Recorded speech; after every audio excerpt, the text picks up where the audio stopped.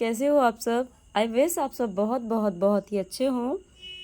और आज सबसे पहले मैं पॉजिटिव अफर्मेशंस बोलूँगी 5 जो मैंने अपने लिए बना रखे हैं। और ये आज अफर्मेशंस का मेरा 5वां दिन है, डे 5 है। तो सबसे पहले मैं गवर्नमेंट जॉब करती हूँ। मैं अपनी लाइफ में बहुत खुश हूँ। मैं अपने परिवार के साथ बहुत अच्छा और खुशहाल जीवन बिता रही हूँ। मैं बहुत मेहनती हूँ और इसीलिए मेरे सारे सपने पूरे हो रहे हैं। तो ये है मेरी पॉजिटिव 5 अफर्मेशंस जो कि मुझे एहसास कराते हैं कि हाँ, ये सारी चीज़ें मेरी धीरे धीरे करके सही हो रही हैं। और दूसरी चीज़, आज मेरे गले में थोड़ी सी खराश है, इसलिए आपको वॉइस थोड़ी सी चेंज लग रही होगी, थोड़ी डिफरेंट लग रही होगी, तो इग्नोर कीजिएगा उस चीज़ को।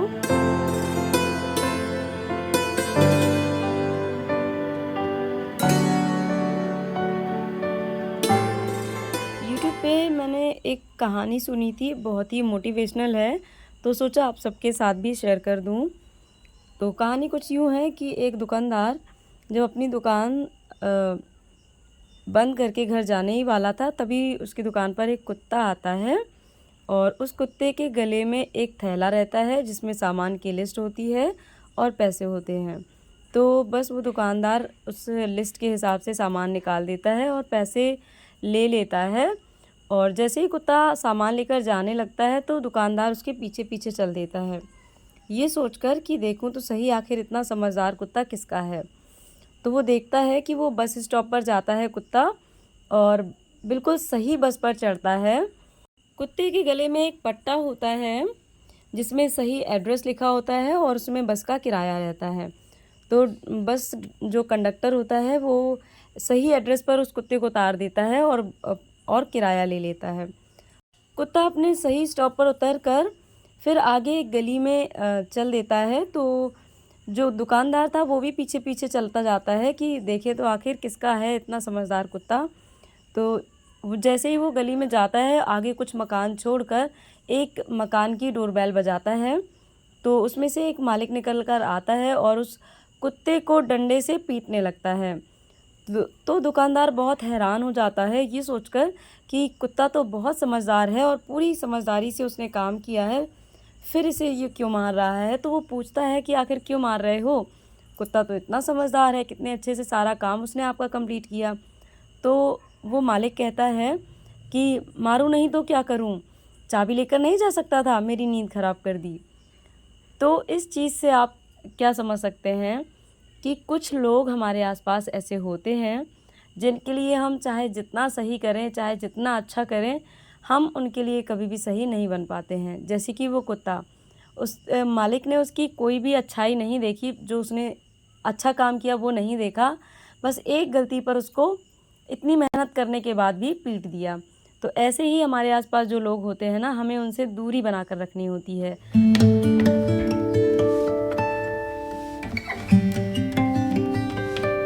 उन पर अपना टाइम वेस्ट नहीं करना होता है, क्योंकि जिनको हमें कमी निकालनी है वो तो हम उनके लिए चाहे कितना भी अच्छा करें, वो कमी निकाल ही लेंगे। और ऐसे लोगों से थोड़ा सा दूरी रहना ही बेहतर होता है, क्योंकि बुराई करना या उन पर अपना टाइम वेस्ट करना बेवकूफ़ी ही होती है हमारी। तो अच्छा है कि उनसे थोड़ा सा डिस्टेंस मेंटेन कर ली जाए और अपने काम पर फोकस किया जाए, ताकि जब आगे सब सही हो जाता है तो सभी की सोच बदल जाती है। आई होप आपको इस स्टोरी से कुछ ना कुछ तो सीख मिली ही हो। और अभी ये सुबह का समय है और मैं अपने एज़ यूज़ुअल काम में लग पड़ी हूँ। तो बस अब मेरा काम के साथ पढ़ाई का शेड्यूल भी स्टार्ट हो गया है और मैंने अपना फ़ोन जो है, ईयरफ़ोन अपने लगा लिए हैं और फ़ोन मेरा स्टार्ट हो गया है। और ऐसे करके मैं बहुत ज़्यादा पढ़ाई कर पाती हूँ। जैसे मुझे मीनिंग्स के लिए, इंग्लिश मीनिंग्स के लिए वोकैब्स देखनी होती है, तो मैं अपने काम के साथ साथ बहुत आराम से अपनी वोकैब्स पढ़ती जाती हूँ। और क्योंकि वैसे हाउसवाइफ को टाइम निकालना बहुत मुश्किल हो जाता है, इतने सारे काम होते हैं। अब तो त्योहार का सीज़न आ रहा है, नौ दुर्गा आने वाली हैं, तो और अभी जो है ये जो है पितृ पक्ष जो है चालू हो जाएंगे कल से, तो इसमें भी बहुत सारे काम होते हैं। तो ऐसे में मुश्किल होता है एक हाउसवाइफ को अपनी स्टडी के लिए टाइम मैनेज करना। पर किसी भी और ज़िम्मेदारी की वजह से अपने सपने दबकर रह जाएं, ऐसा तो हो नहीं सकता, इसीलिए मैं काम के साथ साथ अपनी चीज़ें जो है मैनेज करती हूँ, अपनी पढ़ाई को मैनेज करती हूँ, क्योंकि मुझे पता है ये काम भी मुझे ही करना है और अपनी पढ़ाई भी मुझे ही करना है। बाद में जब टाइम निकल जाता है तो किसी को दोष देने से अच्छा है अपनी स्टडी को अपने हिसाब से मैनेज किया जाए, क्योंकि कोई नहीं देखता है कि आपने कितनी मेहनत की, कितना मैनेज किया, इसके बाद भी आपका नहीं हुआ, लेकिन सब ये ज़रूर देखते हैं कि आप असफल हो गए।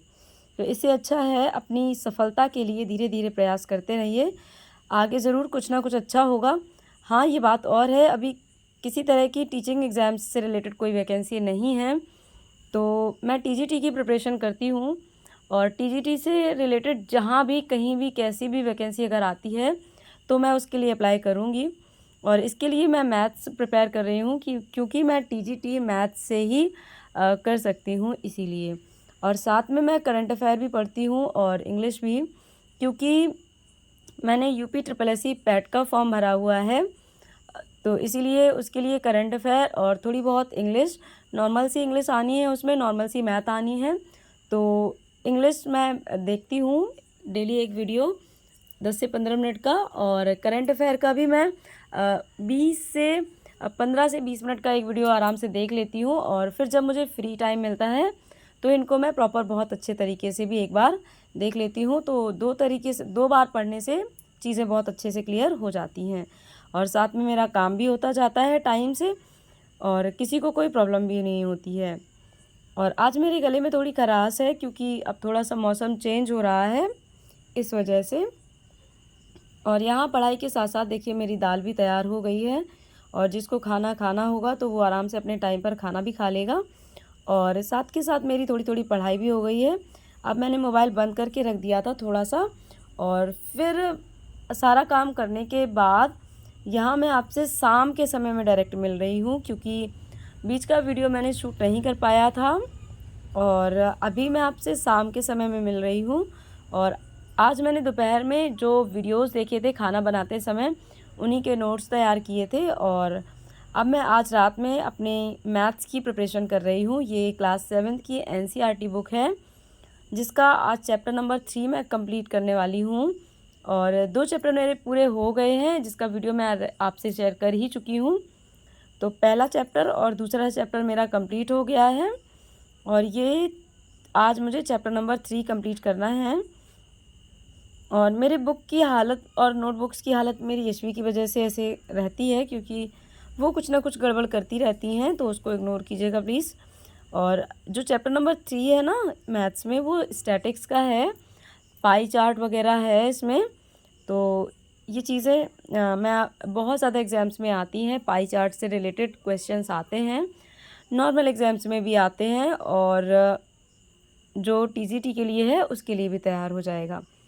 तो इसको मैं आपको अभी पास से दिखाने वाली हूँ, देखिए कैसा है ये चैप्टर।